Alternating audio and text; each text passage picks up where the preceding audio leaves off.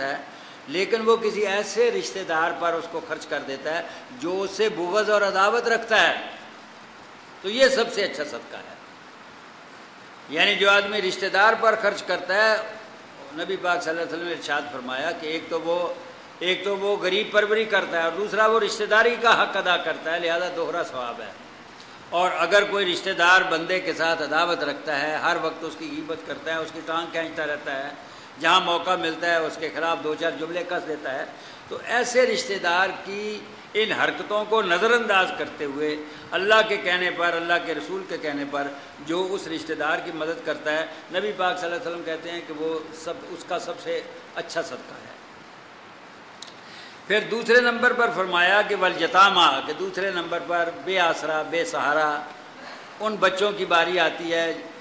جن کے سر سے اللہ تعالیٰ نے شفقت پدری جن کو اللہ تعالیٰ نے شفقت پدری سے محروم کر دیا، والمساکین، اور پھر ان مسکینوں کی بات آتی ہے، ان ناداروں کی بات آتی ہے کہ جو ہاتھ پھیلا کر نہیں مانگتے، لیکن ان کے چہرے مورے سے، ان کی شکل و صورت سے تم اندازہ کر سکتے ہو کہ یہ معاشرے کے محروم اور نادار لوگ ہیں، تو بغیر مانگے ان کو پہچانتے ہوئے، ان کی عزت نفس کا خیال کرتے ہوئے ان کی مدد کرو۔ وابن السبیل، اور مسافر کا بھی حق ہے۔ مسافر کا حق اس کا نادار ہونے کی وجہ سے نہیں ہے،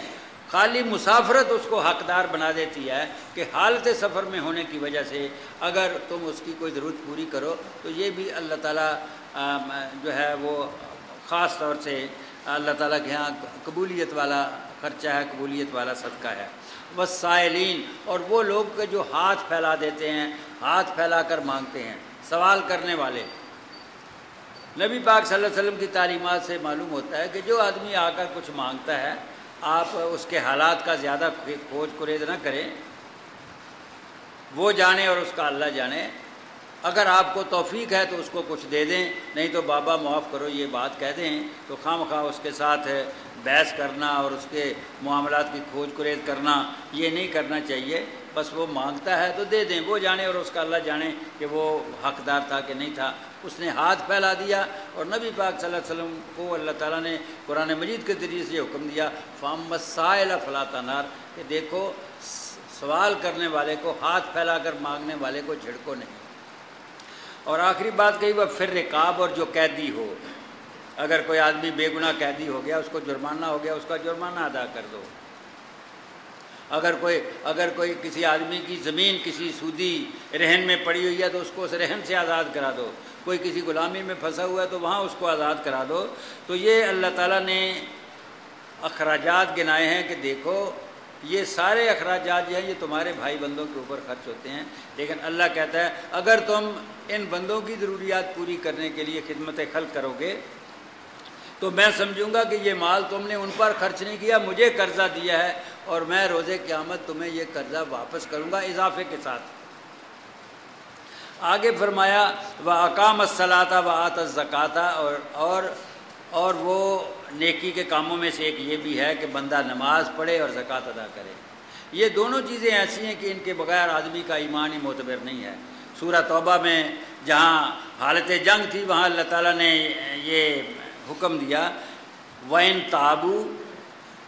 وَأَقَامُوا الصَّلَاةَ وَآتَوُا الزَّكَاةَ فَإِخْوَانُكُمْ فِي الدِّينِ، کہ اگر یہ توبہ کر لیں اور نماز پڑھنے لگیں اور زکوٰۃ دینے لگیں تو پھر یہ تمہارے دینی بھائی ہیں۔ نماز جو ہے جب دین عقیدے کے دائرے سے نکل کر عمل کے دائرے میں داخل ہوتا ہے تو انسان کے اوپر جو پہلا حکم واجب التعمیل ہے وہ نماز کا حکم ہے، اور نماز اللہ کا شکر ادا کرنے والی بات ہے۔ بندہ اپنے خالق کو، اپنے مالک کو، اپنے رازق کو پہچانتا ہے اور اللہ کا شکر ادا کرنا چاہتا ہے، تو نماز اللہ تعالیٰ کا شکر ادا کرنے کا بندے کی طرف سے عملی اظہار ہے۔ بندہ پاک صاف ہو کر، جسم پاک کر کے، کپڑے پاک کر کے، وضو استنجے کا اہتمام کر کے اللہ کے سامنے یکسو ہو کر، اللہ کی رضا کے لیے اس کے سامنے کھڑا ہو کر، کبھی ہاتھ باندھ کر،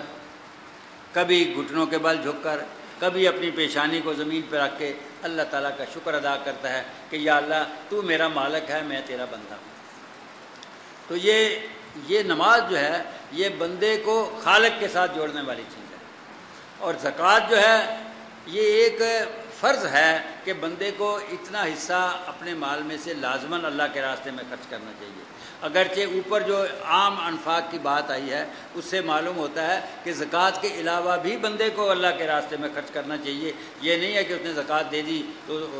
تو اس کا فرض پورا ہو گیا، نہیں، زکوٰۃ کے علاوہ بھی بندے کو خرچ کرنا چاہیے۔ زکوٰۃ تو ایک قانونی ضرورت ہے، لہذا بندے کو زکوٰۃ دینی چاہیے، لیکن اگر وہ نیکی کے مقام اعلیٰ تک پہنچنا چاہتا ہے تو اس کے لیے زکوٰۃ سے بڑھ کر عام انفاق کا بھی حکم ہے۔ لن تنالوا البر حتی تنفقوا مما تحبون، کہ تم نیکی کے مقام اعلیٰ کو اس وقت تک نہیں پہنچ سکتے جب تک کہ اللہ کے راستے میں اپنی پیاری چیزوں کو خرچ نہ کرو۔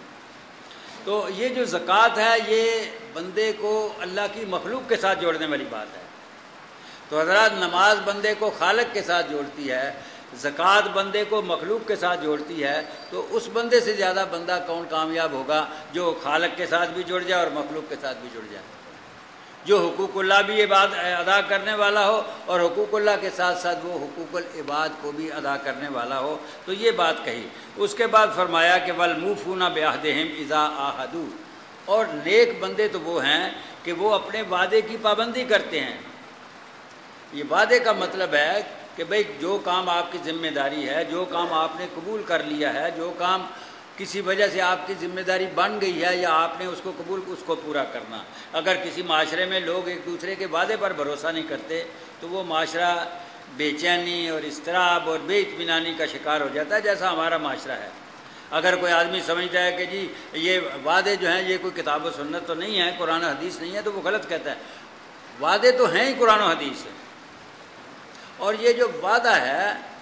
یہ تحریری بھی ہو سکتا ہے، زبانی بھی ہو سکتا ہے، یہ اعلانیہ بھی ہو سکتا ہے، خفیہ بھی ہو سکتا ہے۔ اس کے لیے صراحت والے الفاظ بھی ہو سکتے ہیں، اسپیسیفک بھی ہو سکتا ہے، امپلائڈ بھی ہو سکتا ہے کہ اس سے یہ بات نکلتی ہے۔ اور یہ بعض اوقات تحریری بھی نہیں ہوتا، اس کا زبانی بھی ذکر نہیں کیا جاتا، کوئی ایگریمنٹ نہیں، کوئی کانٹریکٹ نہیں، لیکن معاشرے کا جو چلن ہے، معاشرے کا جو معروف ہے، معاشرے کا جو رواج ہے، اس معاشرے کے رواج اور چلن اور معروف کی وجہ سے،